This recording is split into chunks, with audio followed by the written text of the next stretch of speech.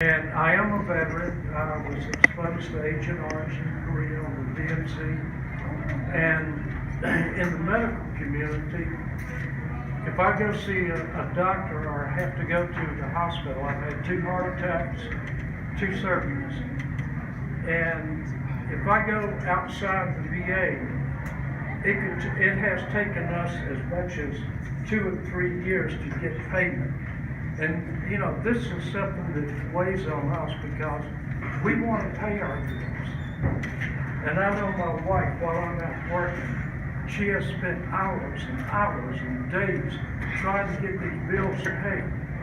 When we call the VA, we don't get answers. Sometimes the phone will ring and they will eventually just cut you off because no one answers. We want to be able to have someone that can answer our questions, take care of our needs. And I have one other thing. Our wall is designed not to keep our people in.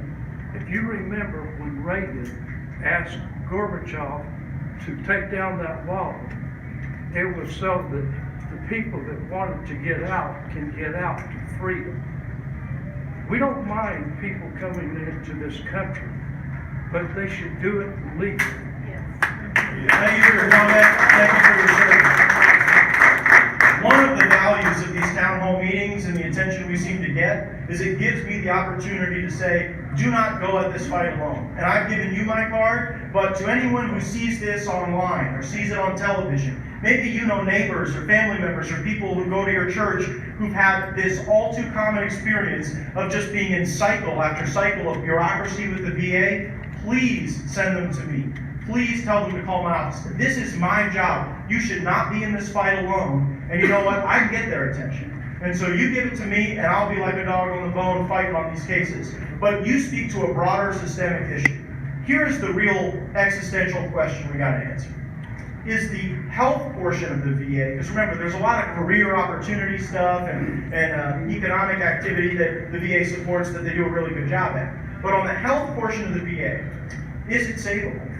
You know, I mean, can we get the ability to fire people, which we don't really have now, reorganizing, getting mandatory response times?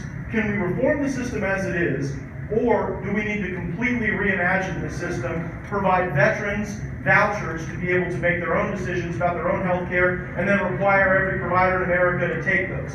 Because the veterans choice system we have now is sort of like diet choice. You know, it's not real choice, it's choice light. And the VA is kind of doing everything in their power to stop veteran choice from being successful. So, as someone who's been through this, with it sounds like some pretty serious health issues, should my effort as your congressman be on reforming the existing health structure of the VA, or should I be fighting to scrap that and try to rebuild a more patient-centered model? I'll give you the last word. Do you mind speaking to the microphone here? I think what we need is to be able to go to any doctor, any hospital. We should have the card. As a matter of fact, I do have a card that does that. But then they also tell me it might not be paid for. So we need to make sure that when I go see a doctor, he gets what he deserves. He gets his paycheck. And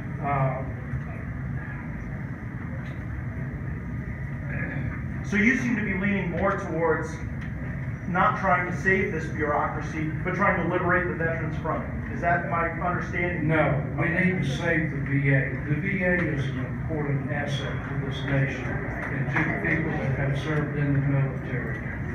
But we need someone at the top, and I hope we've got him now, that will go in and take control. The VA is out of control. I mean, my wife and I moved here in July. That is, 8 months now? And I'm still trying to get my regular doctor. And I can't do that because they have no regular doctors, as my wife had spoke to earlier. I understand. Let me pose that question more broadly. To everyone. We'll do one of our little straw polls. If you believe that my focus as your congressman should be on reforming the existing VA, raise your hand. Okay?